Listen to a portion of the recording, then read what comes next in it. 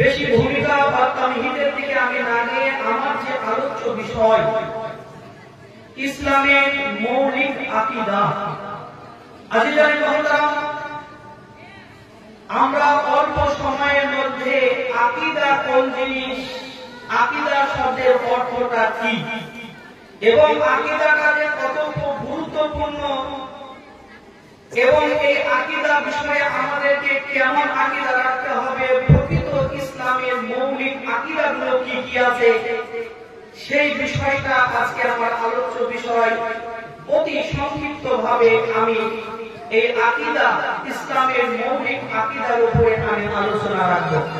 অতএব আমি আপনাদের সম্মুখে মহাগ্রন্থ আল কোরআনে পাক হইতে যে আয়াতখানা তেলাওয়াত করেছি, আল্লাহু রাব্বুল ইজ্জাত কোরআন শরীফের মধ্যে বললেন, ফাসআলু আহলা যিকরি ইন কুনতুম লা তা'লামুন, যদি তোমরা না জানো, যারা আহলে যিকর, যারা জ্ঞানী ব্যক্তি, তাদের কাছ থেকে জেনে নাও।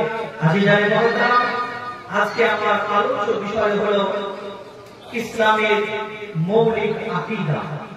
সর্বপ্রথমে আমরা জেনে নিই এই আকীদা, এই আকীদা শব্দটা কি, এর অর্থটা কি, এর শাব্দিক অর্থটা কি এবং পারিভাষিক অর্থটা কি। ঈমান ও আকীদা আপনারা নাম শুনেছেন। ঈমান এবং আকীদার মধ্যে পার্থক্য কি, ঈমান কাকে বলে এবং আকীদা কাকে বলে, এবং একজন মুসলিম হিসাবে কোন আকীদার প্রতি আমাদেরকে বিশ্বাস রাখতে হবে, কোন আকীদা আমাদের অন্তরের মধ্যে রাখতে হবে এবং প্রকৃত ইসলামের মৌলিক আকীদাগুলো কি কি আছে, এই বিষয়টা বর্তমানে একান্তভাবে জানার দরকার আছে আমাদের। আজিজানে মুহতারাম, বর্তমান পরিস্থিতি অত্যন্ত ভ্রান্ত আকীদার মানুষ। আজকে আপনারা শুনেছেন বিভিন্ন জলসা মিলাদে আল্লাহর নবী সাল্লাল্লাহু আলাইহি ওয়াসাল্লাম আপনার ভবিষ্যৎবাণী করে দিয়েছেন, কিয়ামতের সন্নিকটে আপনার আমার উম্মত ৭৩ দলে বিভক্ত হবে। ৭৩ দলের মধ্যে এক দল যাবে জান্নাতে আর বাকি যাবে জাহান্নামে। এই আজিজানে মুহতারাম, আপনার আমার দায়িত্ব রয়েছে। মহানবী সাল্লাল্লাহু আলাইহি ওয়াসাল্লামকে জিজ্ঞাসা করেছিলেন, ইয়া রাসূলুল্লাহ, ইয়া হাবিবাল্লাহ, নবী গো, কোন দলটা নাফি, কোন দলটা হলো জান্নাতি দল, কোন দলটা হলো জান্নাতি দল, কোন দলটা হলো আপনার মুক্তিপ্রাপ্ত দল। বিশ্বনবী আমার এই মুক্তিপ্রাপ্ত দলের পরিচয় দিয়ে বিশ্বনবী আমার পবিত্র জীবন দ্বারা বলেছিলেন, মা আনা আলাইহি ওয়া আসহাবি, অর্থাৎ যাদের আমি এবং আমার সাহাবীর মতদর্শকে যারা মেনে নিবে। আজিজানে মুহতারাম, আজকে আমাদেরকে ইসলামের মৌলিক আকীদাগুলো জানতে হবে। ইসলামের মৌলিক আকীদাগুলো কি আছে, বিশ্বনবী আমার কি আকীদা রেখেছেন, সাহাবায়ে কেরামরা কোন আকীদার প্রতি বিশ্বাস রাখতেন, আপনার সাহাবীর পরে তাবেঈনরা কোন আকীদায় বিশ্বাসী ছিল, তাবেঈর পরে তাবেঈনরা কোন আকীদার প্রতি বিশ্বাস ছিল, এরপরে আপনার আইম্মায়ে মুজতাহিদিন যারা আইম্মায়ে কেরাম অর্থাৎ ইমামগণ কোন আকীদার উপরে প্রতিষ্ঠিত ছিল, আপনার বুজুর্গানে দ্বীন অর্থাৎ আল্লাহর ওলিরা, ওলিদের শিরোমণি শেখ আব্দুল কাদের জিলানী রাহিমাহুল্লাহ তাআলা আলাইহি থেকে শুরু করে হিন্দুস্তানের রাজা খাজা মঈনুদ্দিন চিশতি সানজি রাহমাতুল্লাহ তাআলা আলাইহি থেকে শুরু করে পশ্চিমবঙ্গের আপনার খ্যাতি সম্পন্ন পশ্চিমবঙ্গের মধ্যে যে সমস্ত আউলিয়া কেরাম ঘুমিয়ে রয়েছেন, আলাউল হক পাঞ্জাবি রাহমাতুল্লাহ তাআলা আলাইহি থেকে শুরু করে নিয়ে সিরাজউদ্দিন আপিয়া পাক থেকে শুরু করে নিয়ে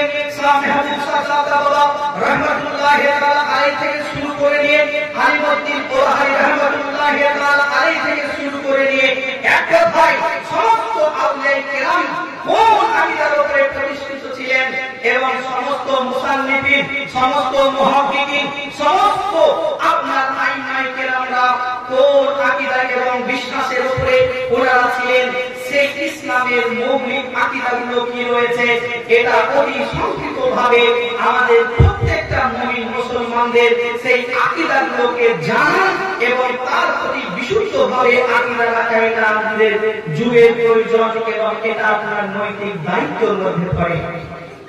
আজিজানে মুহতারাম, সর্বপ্রথমে আমরা জেনে নিই আকীদা শব্দের অর্থটা কি?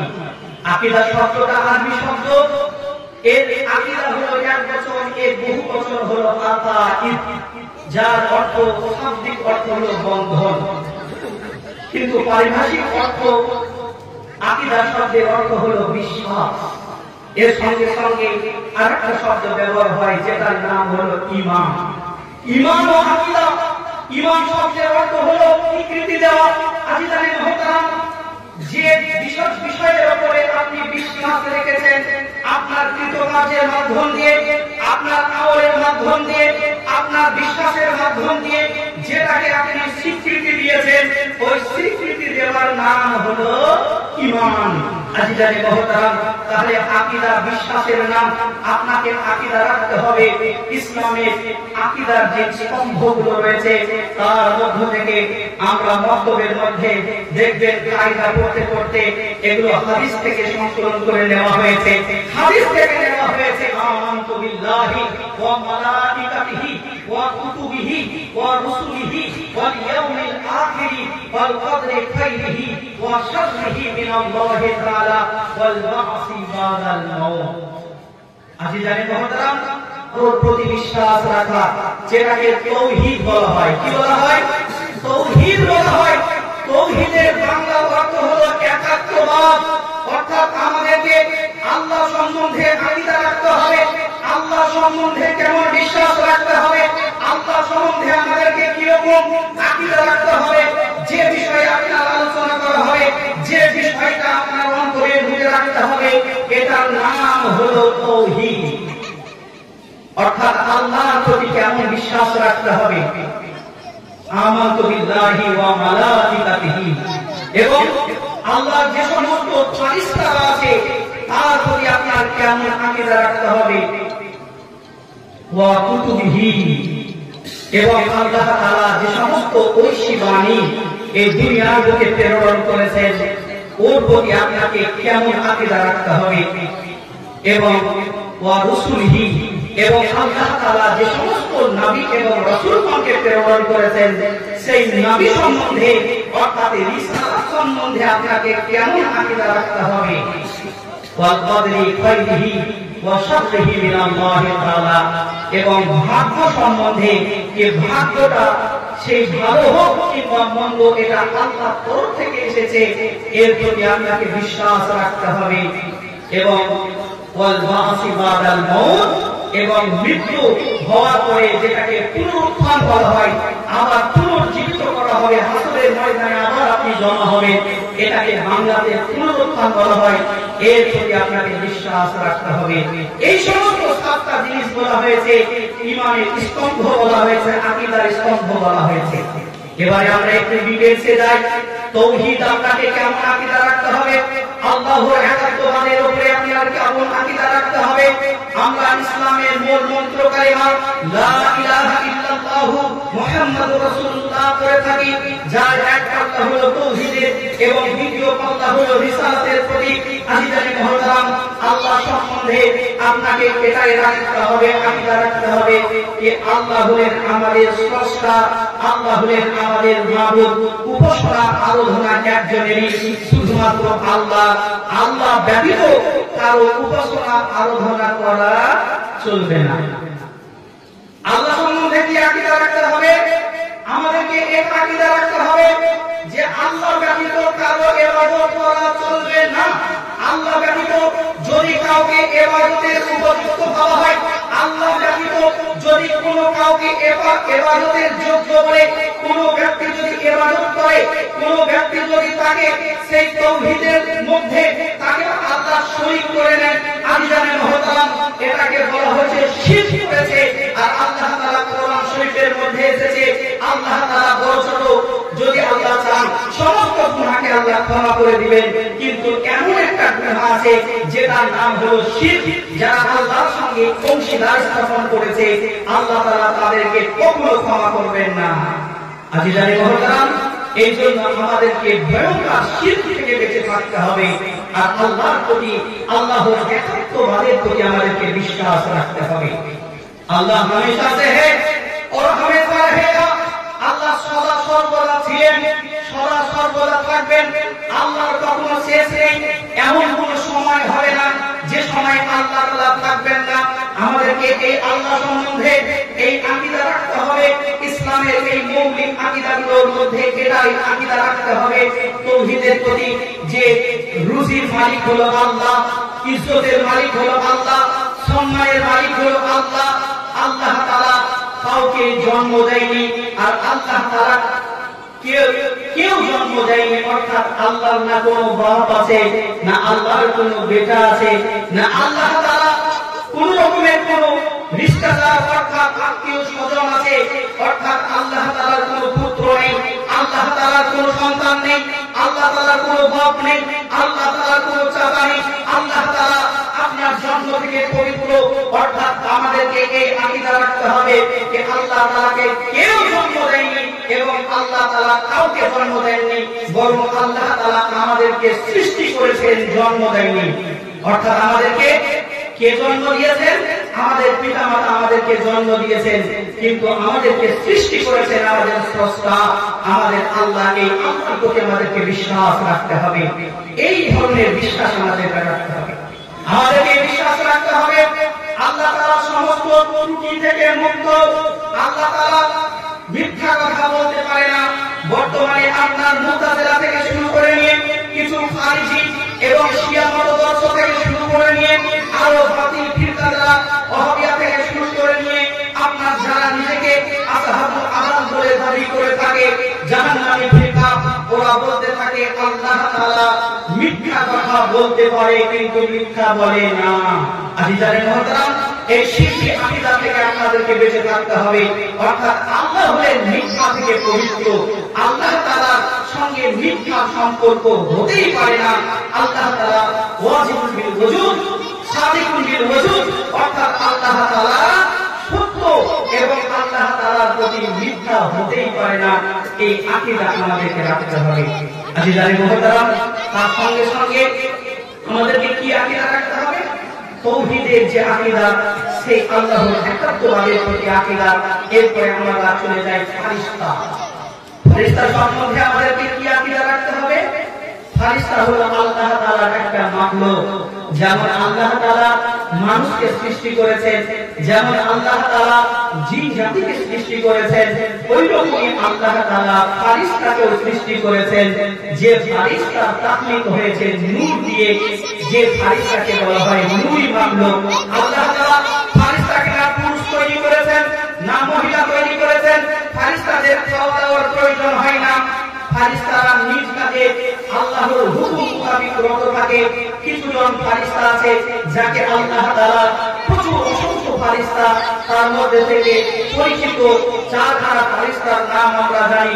তার মধ্যে থেকে একজন ফারিস্তা হযরত জিবরিল আমিন এবং আরেকজন ফারিস্তা যিনি হলেন মালাকুল মউত, যিনাকে বলা হয় মউতের ফারিস্তা হযরত আজরাইল এবং হযরত ইসরাফিল, হযরত মিকাইল। এই চারজন ফারিস্তা অতি পরিচিত। আমরা সবাই এই ফারিস্তাকে জানি, এদের নাম আমরা শুনেছি।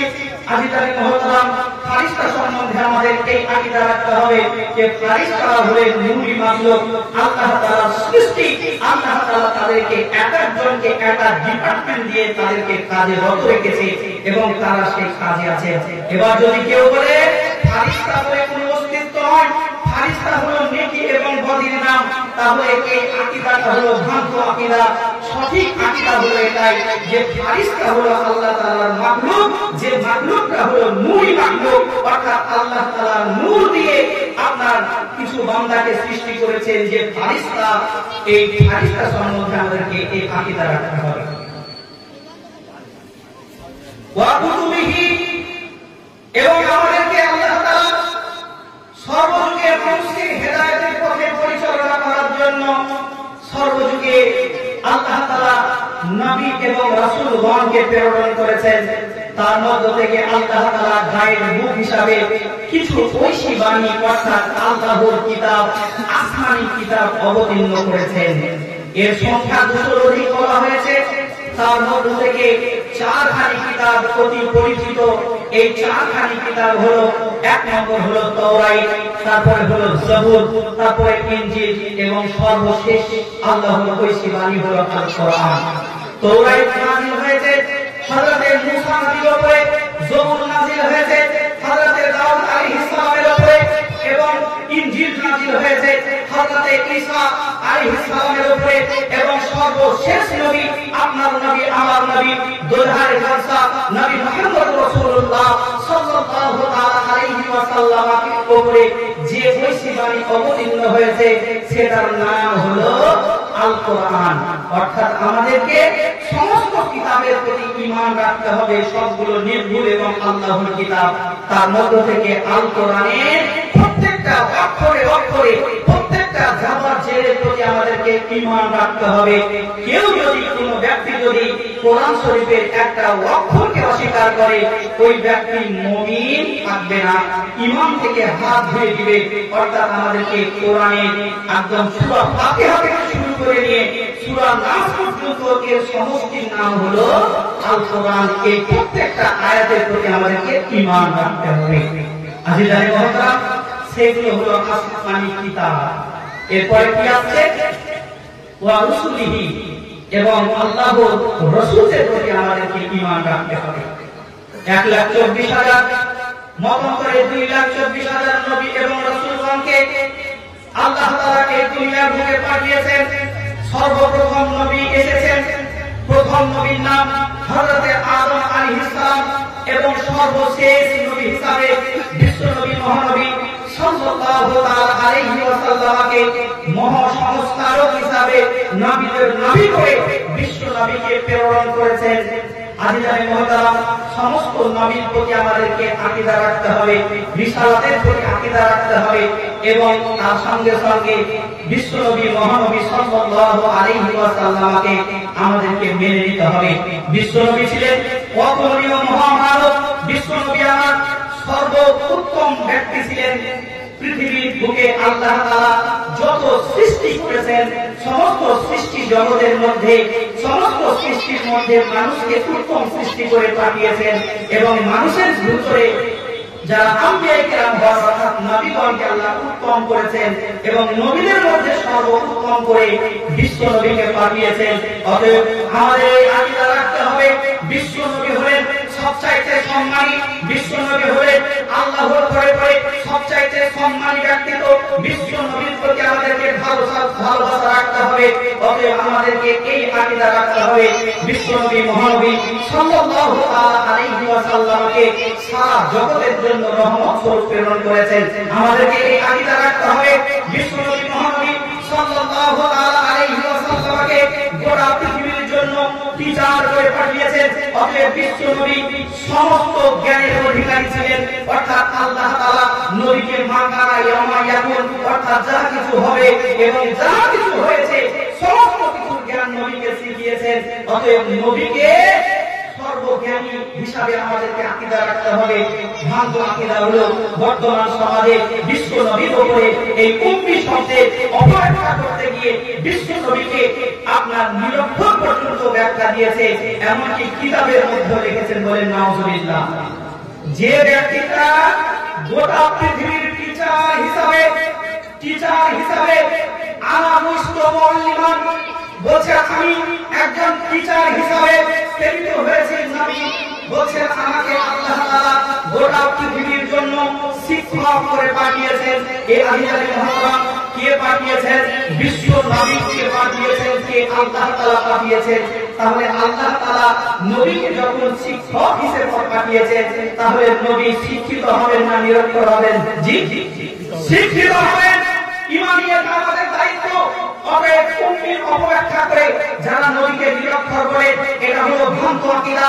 বরং নবী সাল্লাল্লাহু আলাইহি ওয়াসাল্লামের প্রতি আমাদেরকে এই আকীদা রাখতে হবে যে বিশ্ব নবী মহানবী সাল্লাল্লাহু আলাইহি ওয়াসাল্লাম সর্বজ্ঞানের অধিকারী ছিলেন। আল্লাহ তাআলা ওনাকে সমস্ত জ্ঞান দাতা করেছিলেন। এই জন্য আল্লাহ তাআলা বললেন, আর রহমান আল্লাহ আল কোরআন, রহমান ने কোরআন শিখায়া। কে শিখিয়েছেন? আল্লাহ তাআলা শিখিয়েছেন। তাকে শিখিয়েছেন, নবীকে শিখিয়েছেন। কি শিখিয়েছেন? কোরআন শিখিয়েছেন। আজিজানি মুহতারাম, গোটা পৃথিবীর বুকে আল্লাহর মতো কেউ টিচার হতে পারে না। গোটা পৃথিবীর যত ইন্টেলিজেন্স ছাত্ররা রয়েছে সমস্ত ছাত্রদেরকে একদিক করে দেওয়া হোক এবং বিশ্বনবী সবচাইতে ইন্টেলিজেন্ট ছিলেন এবং কিতাবের মধ্যে সর্বোত্তম কিতাব হলো আল কোরআন। এই কোরআনের উপরে কোনো কিতাব নেই। অতএব যে টিচার হলো আল্লাহ, ছাত্র হলো বিশ্বনবী এবং কিতাব হলো আল কোরআন। আর ওই কোরআনের শিক্ষা আল্লাহ তাআলা বললেন নবীকে দিয়েছেন, সেই নবীর শিক্ষার মধ্যে কোনো কমতি থাকতে পারে? কোনো কমতি থাকতে পারে না। এই জন্য আল্লাহ নবী সাল্লাল্লাহু আলাইহি ওয়াসাল্লামকে আল্লাহ তাআলা নিজেই শিখিয়েছেন। কারণ এই জন্য শিখিয়েছেন যে কারো পৃথিবীর কারো কাছে শেখার প্রয়োজন নেই। আজিজানি মুহতারাম, এই আকীদা আমাদেরকে রাখতে হবে এবং এই তারপরে কি আকীদা রাখতে হবে? আমাদের যে ভাগ্য, যেটাকে তাকদীর বলা হয়, এই তাকদীরের ভালো এবং মন্দ আল্লাহর তরফ থেকেই হয়। এই আকীদা রাখতে হবে। ভালোটা হয় আল্লাহর তরফ থেকে আর মন্দটা হয় অন্য কারোর তরফ থেকে। এটা হলো ভ্রান্ত আকীদা। অর্থাৎ আমাদের ভাগ্যের ভালো মন্দ আল্লাহর তরফ থেকে হয়। এটা হলো সঠিক আকীদা। আজিজানি মুহতারাম, এবং তার সঙ্গে সঙ্গে কি হচ্ছে?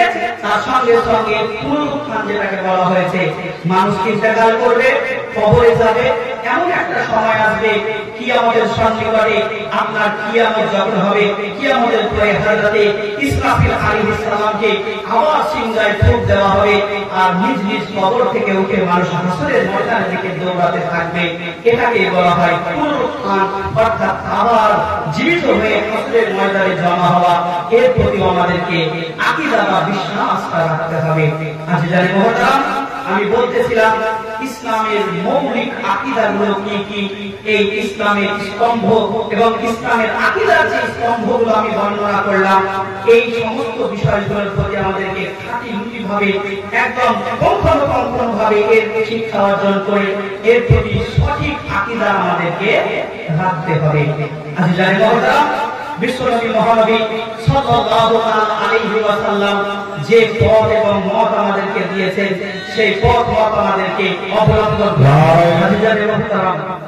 যেটা বলতেছিলাম, আমার আলোচ্য যে বিষয়টা ছিল ইসলামের মৌলিক আকীদা, সেই আকীদা বিশুদ্ধ আকীদার প্রতি আমাদেরকে থাকতে হবে। কারণ ঈমান ও আকীদা হলো আমলের চাইতে মুকদ্দাম, অর্থাৎ আগে হলো আকীদা, ঈমান। কারো যদি ঈমান সঠিক না থাকে, তাহলে আকীদা যদি তার খারাপ থাকে, সে যতই নামাজ পড়ুক, যতই রোজা করুক, যতই হজ করুক আর যত রকমের ভালো আমল করুক না কেন, আমলটা কার্যকারী হবে না। আমলটা প্রকৃত কার্যকারী হতে গেলে বিশুদ্ধ আকীদার প্রয়োজন আছে। অর্থাৎ আপনার নামাজটা নামাজ হিসাবে কবুল করার জন্য, রোজাটা রোজা হিসাবে কবুল করানোর জন্য, হজটা হজ হিসাবে কবুল করানোর জন্য আপনাকে বিশুদ্ধ আকীদা রাখতে হবে।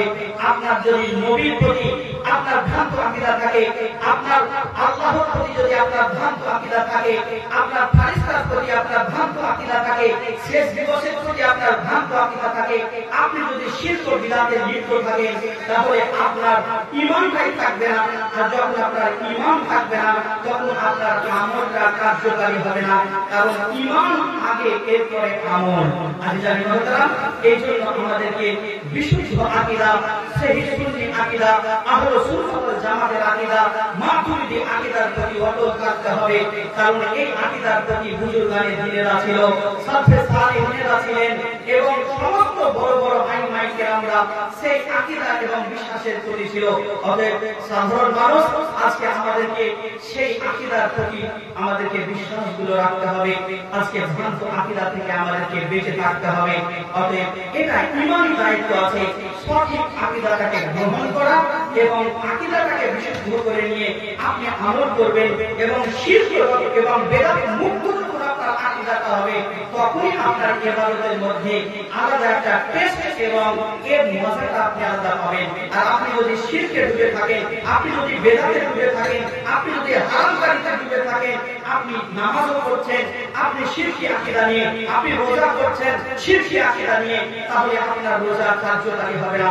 অতএব সারাংশ হলো এটাই যে আমাদেরকে ইসলামের মৌলিক আকীদাগুলো কি কি, এই স্তম্ভগুলো আমি বললাম, সেগুলোকে ডিটেইলসে জেনে এবং বিশুদ্ধ আকীদা আইমায়ে কেরামরা যে পথগুলোতে চলেছে সেই আকীদা নিয়ে আমরা চলব।